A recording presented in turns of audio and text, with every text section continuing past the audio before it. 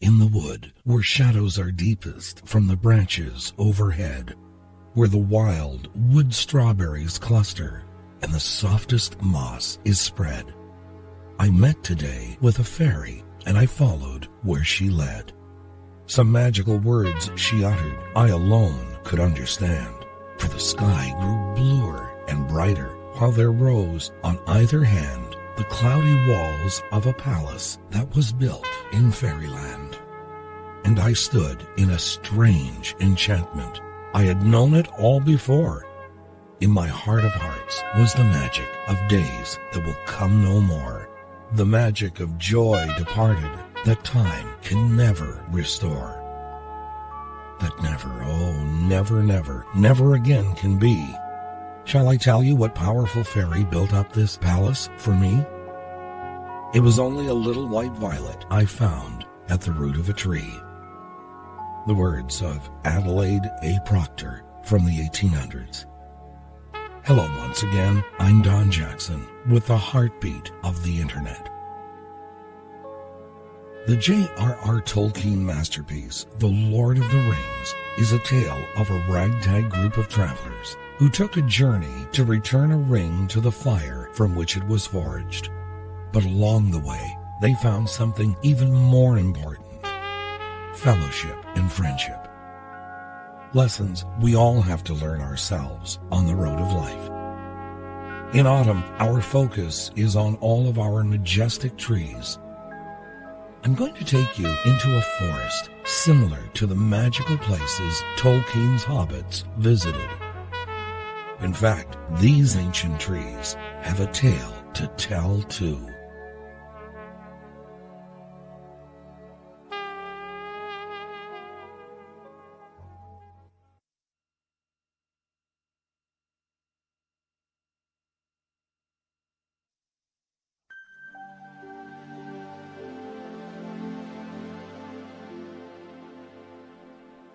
Our ancestors believed that certain trees were favored by the fairy folk. The linden was one of them. It was said that late in the night, the linden could actually move and slowly walk about. I wonder if it was that belief that inspired a portion of one of the world's great stories. Here's an excerpt. Time was when I could walk and sing all day and hear no more than the echo of my own voice in the hollow hills, and the smell of the air. I used to spend a week just breathing. In the second installment of the Ring trilogy by Tolkien, we meet an interesting creature in the dark woods. The one the hobbits meet is known by the name Treebeard, who liked to hear his voice echo and who spent his time just breathing. This ancient creature said, "We keep off strangers and the foolhardy, and we train and we teach, we walk and we weed. Sheep get like shepherd, and shepherds like sheep," it is said. But slowly, and neither have long in the world. It is quicker and closer with trees and ents, and they walk down the ages together. Most of the trees are just trees, of course, but many are half awake. Some are quite wide awake. You find that some have bad hearts, nothing to do with their wood. Some of my kin look just like trees now, and need something great to rouse them. And they speak only in whispers. Elves began it, of course, waking trees and teaching them to speak, and learning their tree talk. They always wished to talk to everything, the old elves did. You might consider the whole idea nothing more than a part of this trilogy, but think about it for a moment. They are living things. They help to clear out our air of pollutants. And even though their growth is very slow, they do keep a record of it in their rings. One of my very old sources said, trees are also the oldest living things on Earth. A few of the sequoias and redwoods of California are more than 3,000 years old. Yews and olive trees live more than 1,000 years, and oaks and walnuts may reach great age. Because of their age, beauty, and usefulness, trees have been important in the folklore and religion of many people." End quote. There was much to be learned from the Ent called Treebeard, and who knows, something of Tolkien's Ents could have evolved from fact rather than fiction. The Druids were tree worshippers. They believed that spirits inhabited the trees. And it may have been more than just a mere spirit, for there was also a belief that the trees were the abode of the gods. As it said in the Reader's Digest compilation, Why in the World? For the Druids and throughout Europe, no tree was more revered than the oak. Newlyweds danced round the tree for luck.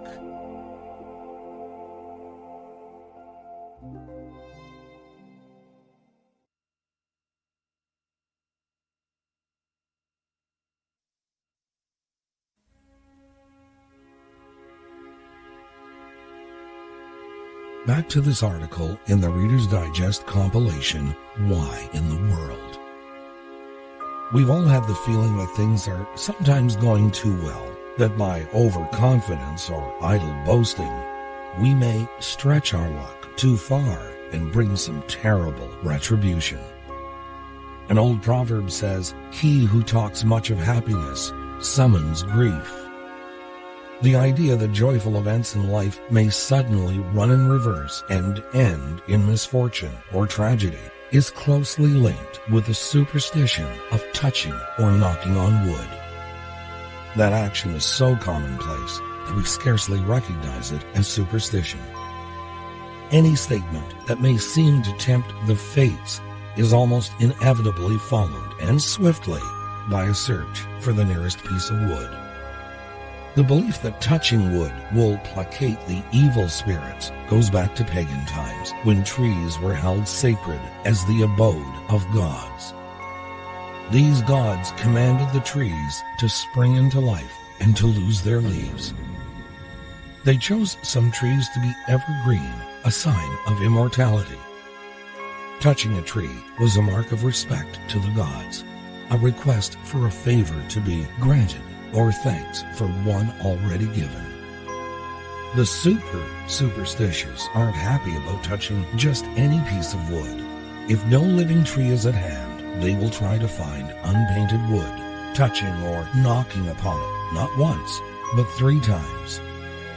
It's interesting to note that touching wood for safety features in many children's hide-and-seek games. The player gets home safe from capture by touching base, usually a tree or wooden post.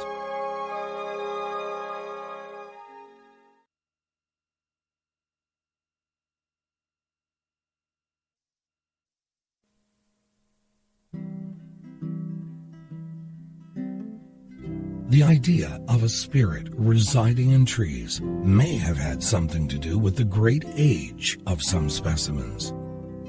Again, this from the Reader's Digest compilation, Why in the World? The world's oldest trees are bristlecone pines. Core samples from one specimen in East Nevada, USA, show that it started growing in 2926 BC. Because of their long life, giant sequoias give a climate history for up to 4,000 years. The growth rings on ancient fossil trees show that 100,000 years ago, Canada had an 11-year cycle of heavier rainfall, just as it has today. End quote. Besides its rings recording its great age, just think of all the history that has marched past one of these magnificent trees. Did our distant ancestors wonder at the color change in the fall and question why some trees retained their leaves throughout the winter, while others put on a glorious show before losing theirs? Science has answered that question, but you have to wonder what our forefathers must have thought. They made myths and legends to explain what science can easily explain today. This is one. In Greek mythology, a pious Frisian couple who hospitably received two wayfarers, actually Zeus and Hermes in disguise, when their wealthier neighbors turn away the pair. As a reward for their hospitality, Philemon and Baucis are saved from a flood that drowns the rest of the country. Their cottage is turned into a temple, and they are granted their wish to die at the same moment, being turned into trees, an oak and a linden. That from one of my very old sources. And here's another one. Phaeton was the son of Apollo. When Phaeton was a young boy, Apollo promised to grant whatever favor he asked. Phaeton begged to be allowed to take his father's place and drive the chariot of the sun for one day. Apollo unwittingly agreed and showed him the route across the heavens, advising him to drive neither too high nor too low. When dawn came, Phaeton drove off. He soon lost control of the horses. They went too high and scorched the Great Bear and the Little Bear. Then they drove so low that the earth began to burn. The snow on the mountains melted and the rivers smoked. Finally, Earth prayed to Zeus for mercy, and Zeus launched his thunderbolt against Phaeton. The boy, with his hair on fire, fell like a shooting star and plunged into the river Eridanus. His sisters, who stood weeping on the shore, were changed into poplar trees. Their tears became drops of amber. Those sisters weren't the only ones to be turned into trees. Here is the ending of another myth. And so, because of her broken heart, she was changed into a plum tree with blood-red fruit. The poet William Blake saw angels in the trees. And Daphne was turned into a tree while she was being chased by Apollo.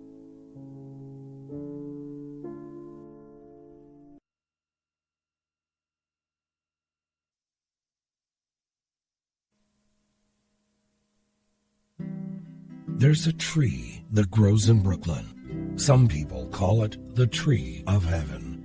No matter where its seed falls, it makes a tree which struggles to reach the sky.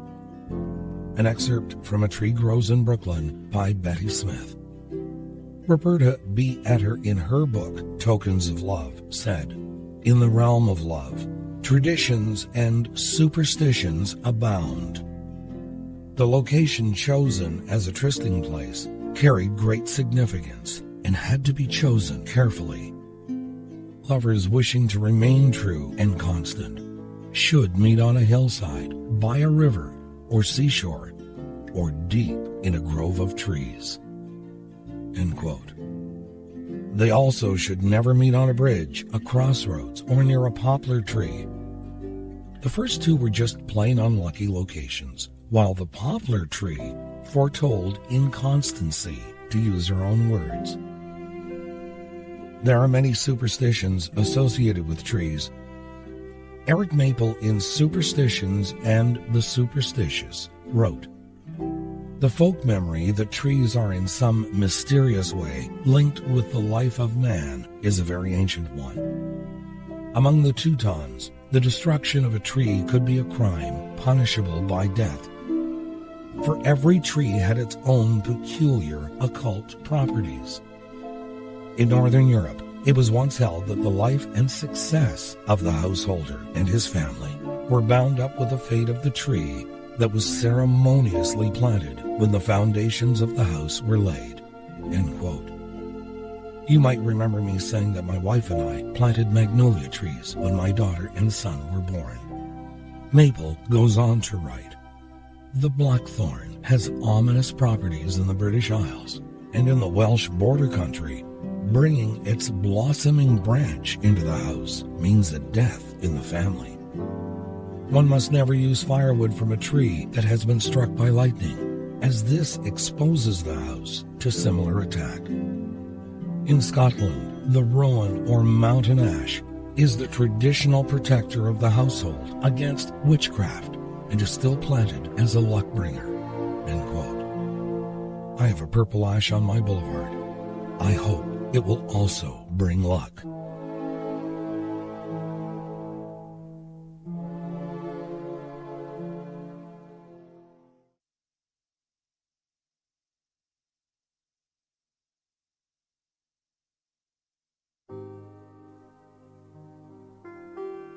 ancient fairy lore states that the linden was a popular haunt. The linden even was said to be able to get up and walk about at night, peering into windows. If you have a linden nearby and ever get the suspicious feeling you're being watched, it might only be the linden on its nightly rounds. Speaking of the nighttime, consider this.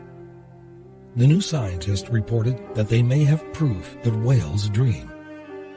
Does that surprise you? It's egotistical to believe that we are the only things to dream. My dog dreams. She dreams of chasing another dog, and her feet move while she's lying down. John Keats believed that something even more ancient than whales might be able to dream in the night, as when upon a tranced summer night, those green-robed senators of mighty woods, tall oaks, branch-charmed by the earnest stars, dream, and so dream all night without a stir. After reading about the Ents in Tolkien's Lord of the Rings trilogy, one can almost believe such a thing as trees that dream. The poet Edna St. Vincent Millay may have heard the voices in the forests that surrounded her home in New York State, for she wrote with an affinity for the old growth. This is called The Leaf and the Tree. When will you learn, myself, to be a dying leaf on a living tree, budding, swelling, growing strong, wearing green but not for long, drawing sustenance from air that other leaves, and you not there, may bud, and at the autumn's call wearing russet, ready to fall? Has not this trunk a deed to do, unguessed by small and tremulous you? Shall not these branches, in the end, in wisdom and the truth ascend, and the great lightning plunging by look sideways with a golden eye, to glimpse a tree so tall and proud, it sheds its leaves upon a cloud? Here, I think, is the heart's grief. The tree, no mightier than the leaf, makes firm its root and spreads its crown, and stands, but in the end comes down.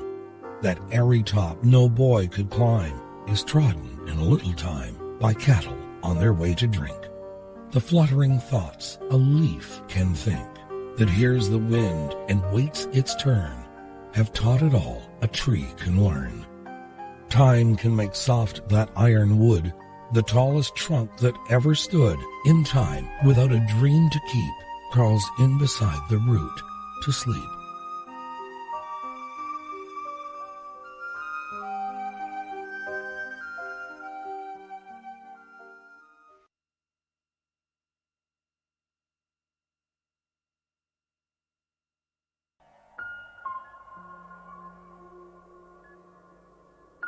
Conrad Aiken wrote, "When the tree bears, the music of it changes. Hard and keen is the sound, long and mournful. Pale are the poplar boughs in the evening light above my house against a slate-cold cloud." If we listen closely when the wind rushes by, we can even hear the trees make music as sweet as a gentle lullaby that will lull you to sleep, even outdoors when the weather is warm. This is a rather eerie but also melancholy story. I don't know how true it is, but I wanted to share it with you.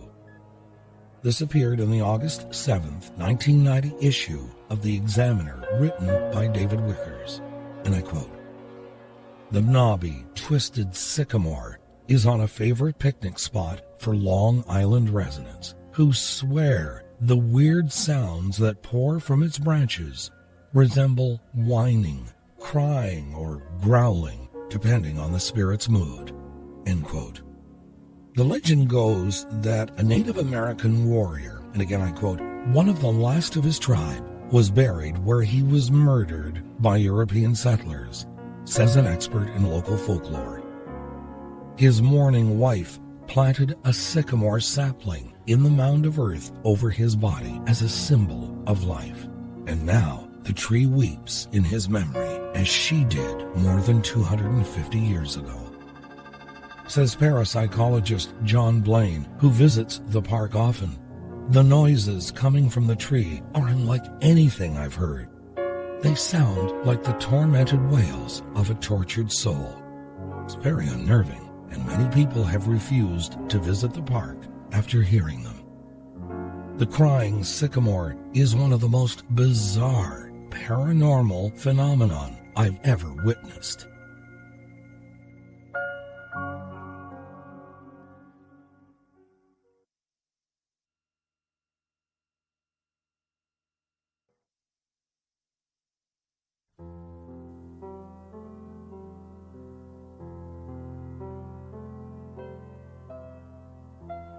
Bruce Dern starred in the science fiction film Silent Running.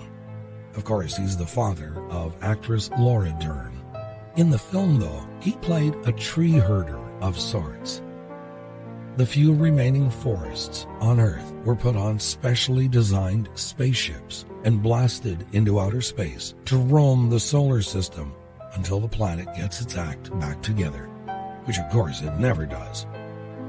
In fact, all the spaceships received the order to blow up the pods containing the forests and return to Earth. A future gone mad? Most definitely, but not so far from the truth when one considers attempts that have been made to eradicate the rainforests in some countries. What has happened to some of the great rainforests of the world is a loss that we may never truly recover from. There is a school of thought that believes we will find a cure for just about every disease buried deep within these forests. And with the destruction of these very important wild places, we will never know what might have been waiting to be discovered.